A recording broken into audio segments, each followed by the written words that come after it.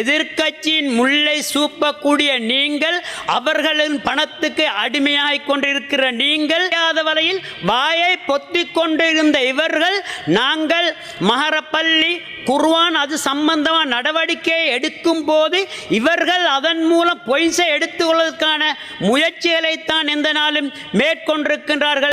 பிரதேசத்தில் இந்த தடவை ஏற்பட்ட பாதிப்பின் ஊடாக ஊத்தைகளை எடுப்பதற்கு போடுவதற்கு கூட நகரசபையால் ஒரு இடத்தை தெரிவு செய்ய கூட முடியாத ஒரு நகராதிபதி தான் இருக்கின்றார்.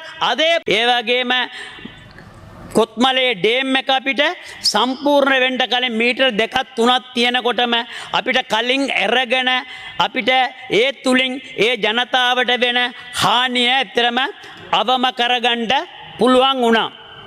அதே மாதிரி உண்மையில சொல்லப் போனா தாருல் சலாமில் இருக்கும் ஒரு நிறுவனத்தில் சில யூடியூபர்கள், எல்லாரையும் நான் குறிப்பிட்டு செல்லவில்லை, ரஸ்மின் என்று சொல்லக்கூடிய ஒரு யூடியூபர், நான் முந்தைய பாராளுமன்ற உரையில் எதிர்க்கட்சி முஸ்லிம் எம்பிக்கள் குறிப்பாக மஹரப்பள்ளி அதே போன்று குர்ஆன் சம்பந்தமாகத்தான் எந்த நேரமும் இவர்கள் கதைக்கின்றார்கள் என்று சொன்னதற்கு இவர்கள் எங்களையும் என்னையும் பாராளுமன்ற உறுப்பினர்களையும் சம்பந்தமாக மிக கடுமையான வார்த்தைகளை பிரயோகித்து எங்கள் மீது வீண் பழியை இவர்கள் சொல்கிறார்கள்.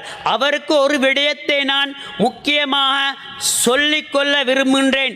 எதிர்க்கட்சியின் முல்லை சூப்பக்கூடிய நீங்கள், அவர்களின் பணத்துக்கு அடிமையாகிக் கொண்டிருக்கிற நீங்கள், முஸ்லீம் எம்பிக்களை பற்றி இதன் பின்பு நீங்கள் இது மாதிரியான குற்றச்சாட்டுகளை வைத்தீர்கள் என்றால் உங்கள் மீது எங்கள் அரசாங்கத்தின் மூலம் சட்ட நடவடிக்கை எடுக்கப்படும். அதே போன்று நாங்கள் எங்கள் அரசாங்கம் இனவாதம் இல்லாத அரசாங்கம். உங்களுக்கு தெரியும், மஹிந்த ராஜபக்ஷ காலத்தில் இந்த எதிர்க்கட்சி எம்பிக்கள் எங்கே இருந்தார் என்று கேட்டால் எங்கே இருந்தார் என்று தெரியாத வரையில் வாயை பொத்திக் கொண்டிருந்த இவர்கள், நாங்கள் மஹரப்பள்ளி குர்ஆன் அது சம்பந்தமாக நடவடிக்கை எடுக்கும் போது இவர்கள் அதன் மூலம் பொய்சை எடுத்துக்கொள்வதற்கான முயற்சிகளைத்தான் எந்த நாளும் மேற்கொண்டிருக்கின்றார்கள். அதே போன்று கம்பலை நகரசபையை நாங்கள் உண்மையில் எடுத்துக்கொண்டால், முந்தைய ஆட்சி செய்த இயோம்பி அரசாங்கம் இன்று ஆட்சியில் இருக்கக்கூடிய சஜப அரசாங்கத்தின் பிழையான தீர்மானத்தின் மூலம்தான் கம்பலை பிரதேசத்தில் வெள்ளத்தால் பாதித்து நாங்கள் இந்த கஷ்டங்களை எடுத்துக்கொண்டிருக்கிறோம். சில வியாபாரிகள், அதே போன்று முன்னாள் இந்த நகரசபை உறுப்பினர் கூட, அவர் பிரதி நகரபிதாவாக இருந்தவர், கானை மறைத்து கட்டி இருப்பதன் காரணமாகத்தான் பெபில்ல பிரதேசமின்றி எந்த நாளும் வெள்ளத்தால் பாதிக்கப்பட்டு கொண்டிருக்கின்றது. ஆகையால் நாங்கள் இது சம்பந்தமாக யாருக்கு இடைஞ்சல் வந்தாலும் சட்டப்படியான நடவடிக்கைகளை எடுத்து அந்த கான்களை துப்புரவு செய்து அந்த மக்களுக்கு வரக்கூடிய வெள்ள பிரச்சனையை நிச்சயமாக நாங்கள் நிவர்த்தி செய்வதற்கான எல்லா நடவடிக்கைகளையும் எடுப்போம்.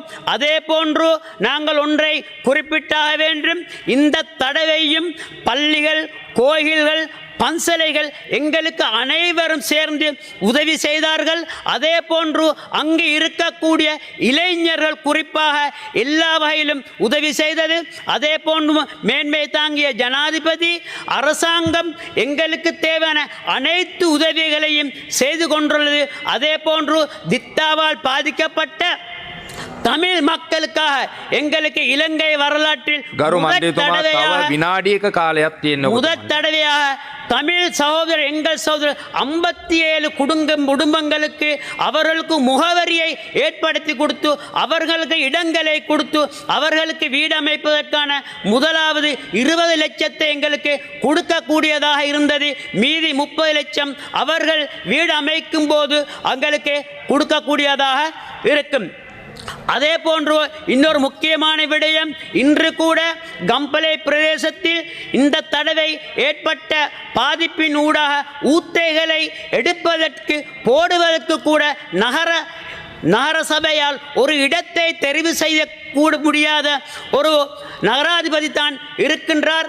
அதே போன்று உங்களுக்கு தெரியும், வாகனங்களை அனுப்புவதற்கான முறையற்ற திட்டத்தின் மூலம் கம்பளை நகரத்தில் பாரிய நகர நெரிசலை ஏற்படுத்தி நாங்கள் கூட சொல்வதை கேட்காத நகரபிதா அவர் நடந்து கொண்ட விதத்தில் அங்கேயும் கூட ஒரு ஊழல் நடைபெற்றுள்ளதா, அந்த போர்டுகளை அவர் எந்த அனுமதியும் பெறாமல் அவர் அந்த போர்டுகளை முதலிலே அடித்து கடைசியில் அந்த போர்டுகளை கொண்டு நகரசபையோட குப்பை குழியில் போட்டு வைத்திருக்கக்கூடிய ஒரு நிலைமை இருக்கின்றது. அது சம்பந்தமாக கூட நாங்கள் வரக்கூடிய காலங்களில் சட்ட நடவடிக்கை அங்கே ஊழல் நடைபெற்றுள்ளதா என்பதை கூட அறிவதற்கான முயற்சிகளை மேற்கொண்டுள்ளோம். நன்றி. ස්තුතියි ගරු මන්ත්‍රීතුමා. මීළඟට චිත්‍රාල් ප්‍රනාන්දු ගරු. செய்திகளை உடனுக்குடன் தெரிந்து கொள்ள உடனே சப்ஸ்கிரைப் பண்ணுங்க.